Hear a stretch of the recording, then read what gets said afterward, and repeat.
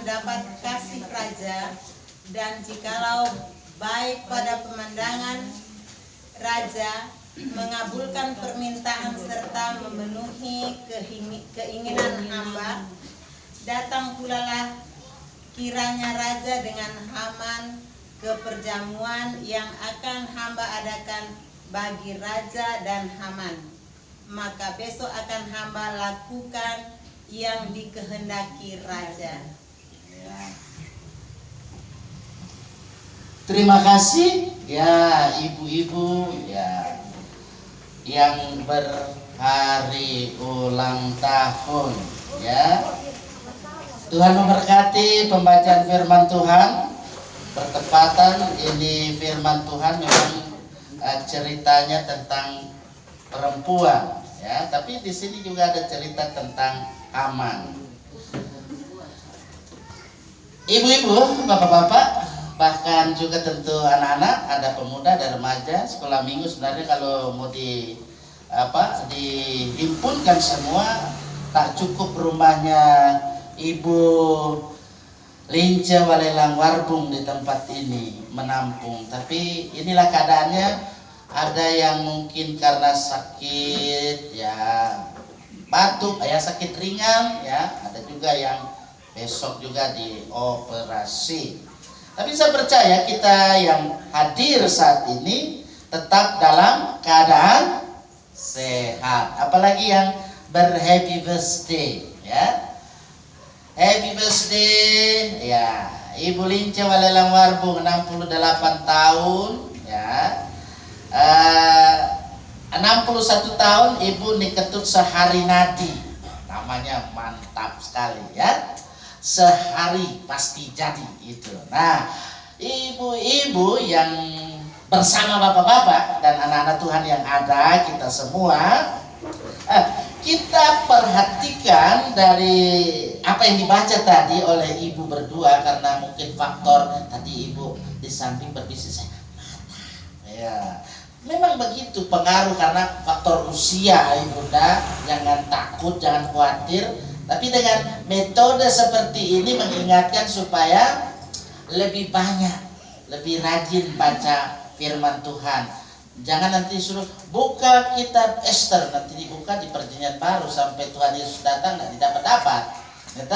Tapi saya yakin ibu-ibu yang ada, bapak-bapak yang ada, supaya senantiasa bisa memperhatikan setiap kali dalam kehidupan ini kita melihat cermin hidup kita. Cermin hidup kita di mana?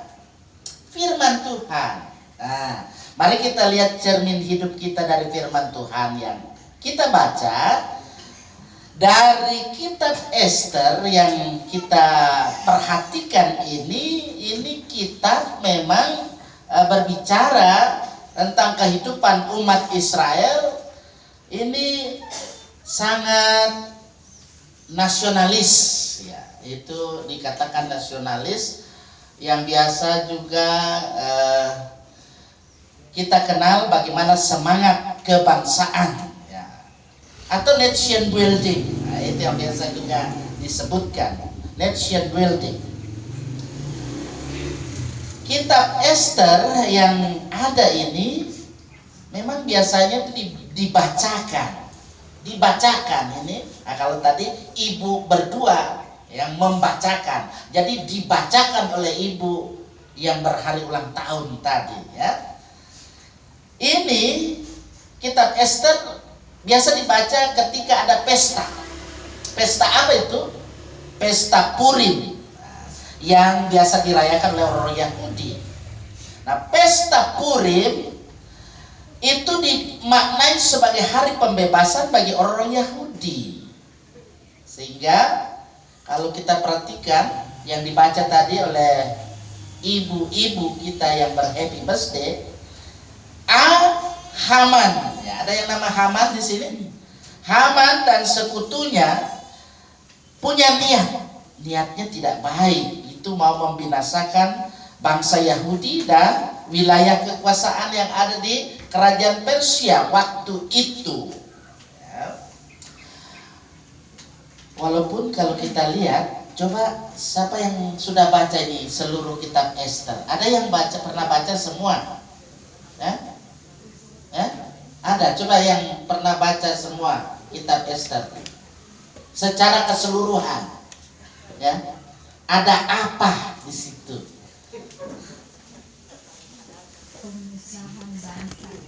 Iya.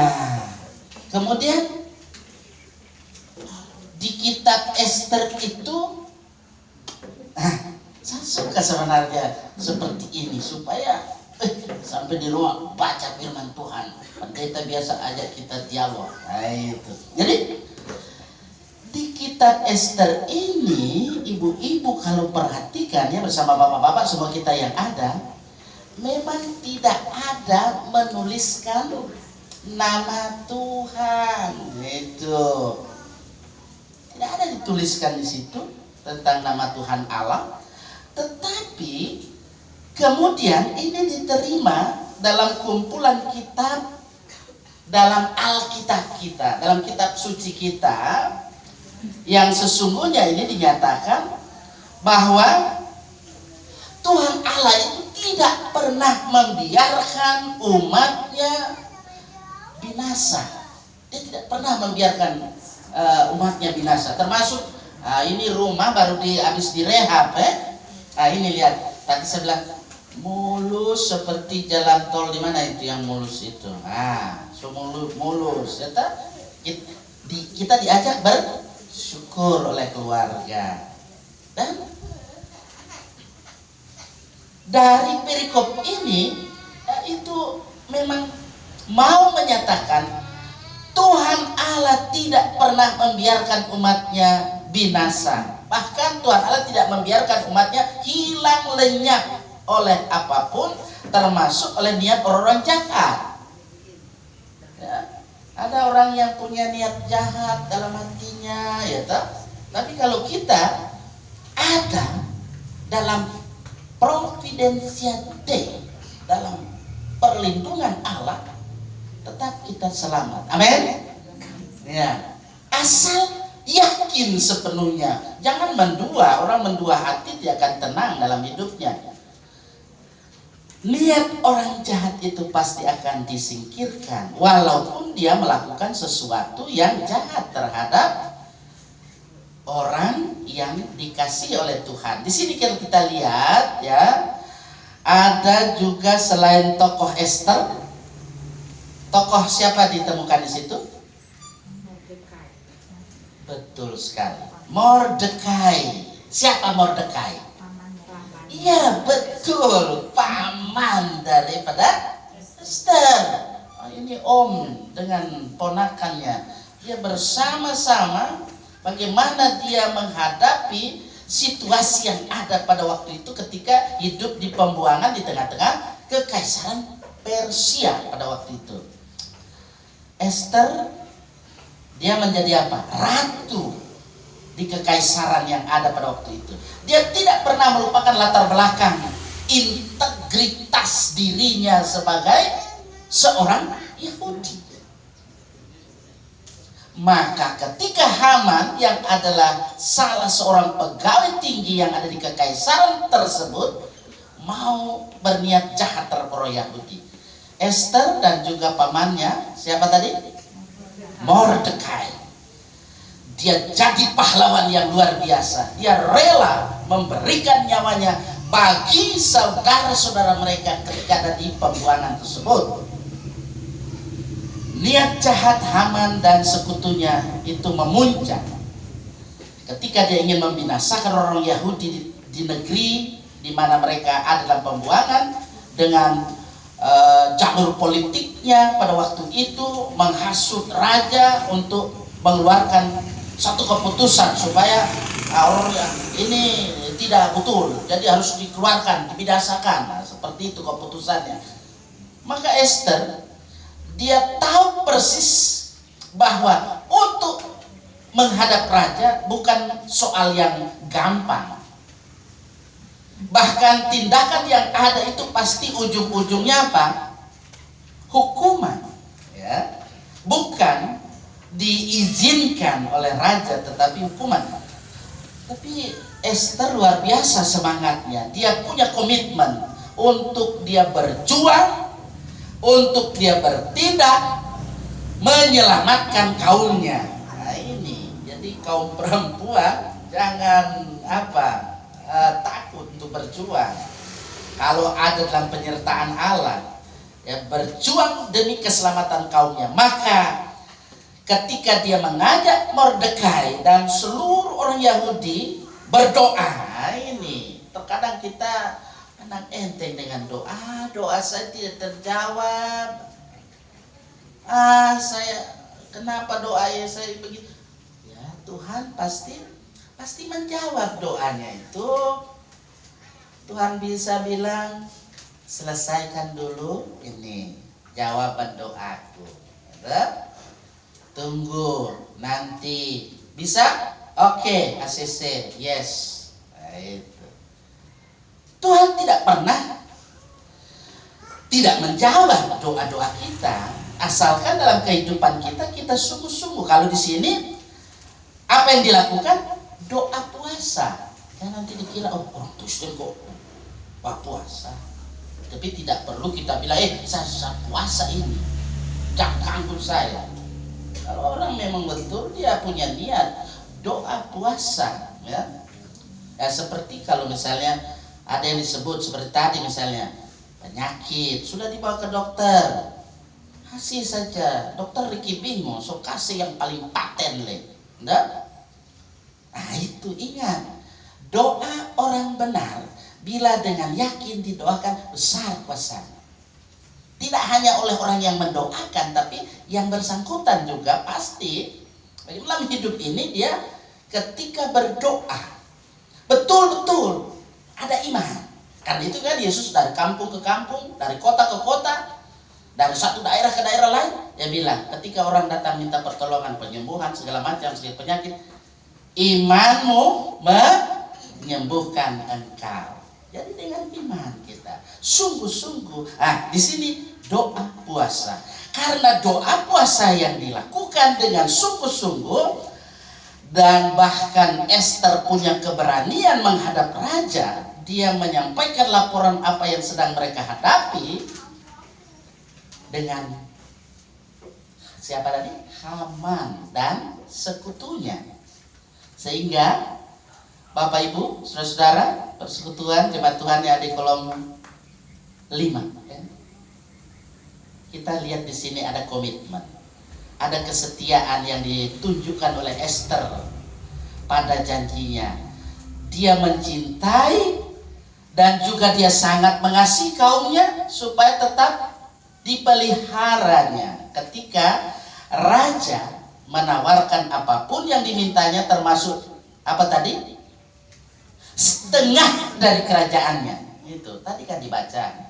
Mudah-mudahan tidak khayal kita, tapi kita lihat di situ setengah dari kerajaannya diminta dikasih. Esther tidak digoyahkan oleh tawaran yang menggiurkan. Kan terkadang iyole setengah itu tergoda, terpesona. Dia tidak tergiur, dia tidak terpesona, dia tetap dikuasai bagaimana dalam kehidupannya ada kasih kepada saudara-saudaranya demi keselamatan dan juga kelangsungan hidup mereka. Esther dia menyampaikan permintaannya supaya Haman diundang ke perjamuan yang dilaksanakan raja bersama Esther. Apa maksud dan tujuannya?